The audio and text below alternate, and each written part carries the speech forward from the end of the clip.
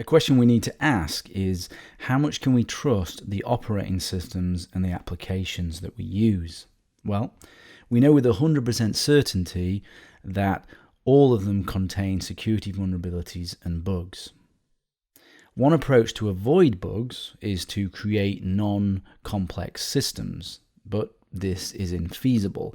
In fact, systems are getting more complex, which is one of the reasons security is struggling to keep up. Complexity is the nemesis of security.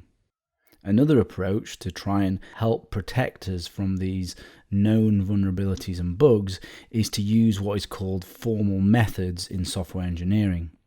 Software is fundamentally a mathematical system. Therefore, you can prove the correctness of a system through testing and proving properties of that system.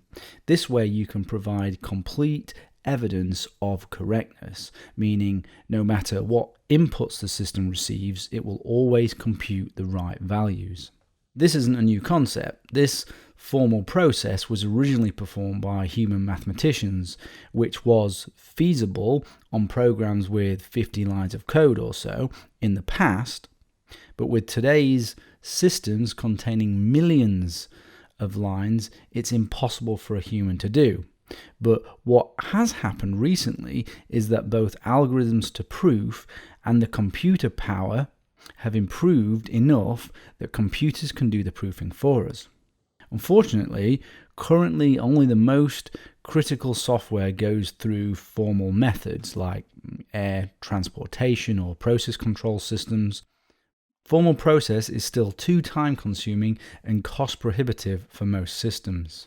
So most software testing today doesn't provide complete evidence of correctness proven mathematically. So we have to accept the risk of security vulnerabilities and bugs and mitigate accordingly, because we know security vulnerabilities and bugs will exist. It will exist in operating systems, it will exist in applications, it will exist in hardware, and it will exist in the tools that we use.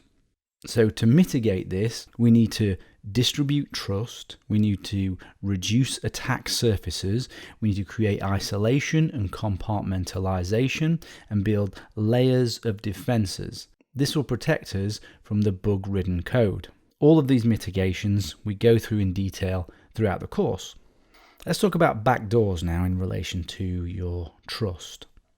A backdoor is a loaded term. It's a general loaded term. Let's just consider it as a term to mean a weakening of a system. And here you can see examples of backdoors, but you should probably take these with a pinch of salt, because some of them I actually don't think are potentially accurate. But there's a whole list of them from the GNU project. Potential backdoors in phones and applications, operating systems, etc., routers. Backdoors can be introduced by accident through human error or on purpose by an adversary. If something is closed source, the only way to find backdoors is through a process called reverse engineering. This is not feasible for most people and is also unlikely to find anything well hidden. With closed source, you have to trust the developer, which is not ideal.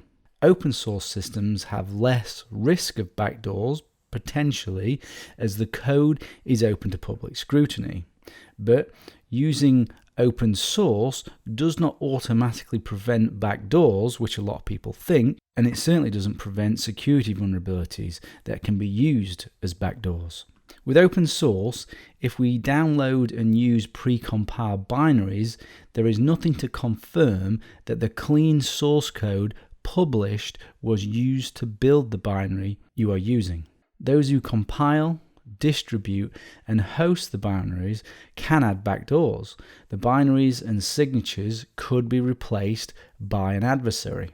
Even if you create your own binaries from source code, there is no guarantee that there is no backdoor. You would have to have personally reviewed the source code before compiling it, which is often completely infeasible, or you would have had to validate the signature of clean source code before compiling it. But how do we know the source code is clean? Well, it's a hard problem. The compilers used by developers could be backdoored to create backdoors in the application they compile without the developers knowing. This happened to a pirated version of Xcode, which resulted in malware infecting apps on the Apple Store. Developers of the apps were oblivious that they were adding malware when compiling using this pirated version of Xcode. You will get backdoors forced onto you by legislation from nation states, which is an imminent problem. And backdoors can be very, very sneaky too, and difficult to spot. Just the slightest deliberate or accidental change in code can create a vulnerability, and it can create a backdoor. I've got an example here of Juniper routers being backdoored, and I'll read a summary here by Matt Green, who was part of an investigation into this particularly sneaky backdoor. For the past several years, it appears that Juniper NetScreen devices have incorporated a potentially backdoored random number generator based on the NSA's dual ECDRBC algorithm.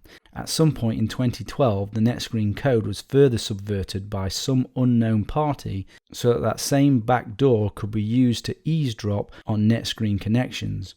While this alteration was not authorized by Juniper, it's important to note that the attacker made no major code changes to the encryption mechanism. They only changed parameters. This means that the systems were potentially vulnerable to other parties even beforehand. Worse, the nature of this vulnerability is particularly insidious and generally messed up. A very, very subtle backdoor.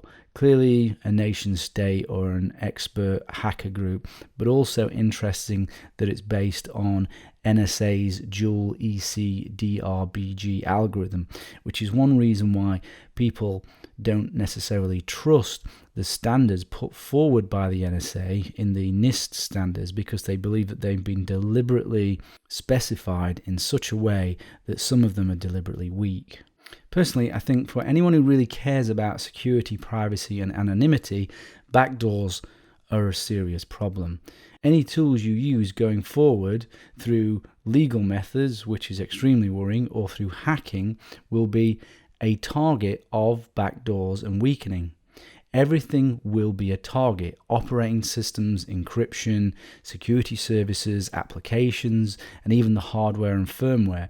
Any anonymizing service you can think of will be under attack from hackers, corporations, and nation states to backdoor them. And you can't just create a backdoor just for the good guys. Once you weaken security, you weaken it for everybody. So how do you mitigate the risk from backdoors? Well, we have deterministic and reproducible builds that can help to detect backdoors.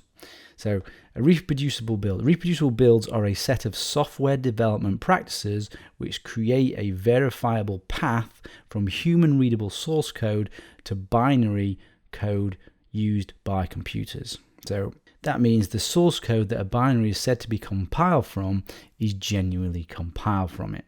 With reproducible builds, multiple parties redo builds independently and ensure they all get exactly the same result. But this is easier said than done. The build system needs to be made entirely deterministic, and the build environment should either be recorded or predefined. Users also need to be able to validate the results. They need to be given a way to recreate a close enough build environment, perform the build process, and verify that the output matches the original build. So real, full, deterministic and reproducible builds take lots of effort and are hard to set up. Currently, to my knowledge, there are no fully deterministically built operating systems yet. There is good work going on in the Debian project, which is one of the reasons why I recommend it as an operating system for people who care about security, privacy, and anonymity.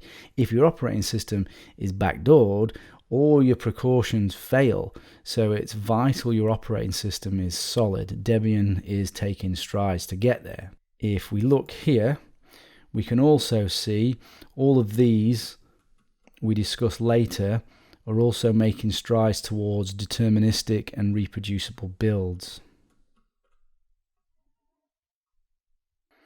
And if you're interested more in the topic, maybe you're a developer, this is quite a good read by a gentleman called Mike Perry on deterministic builds in relation to Tor, but it's also a good read. And here there's a video on how to build your own software reproducibly.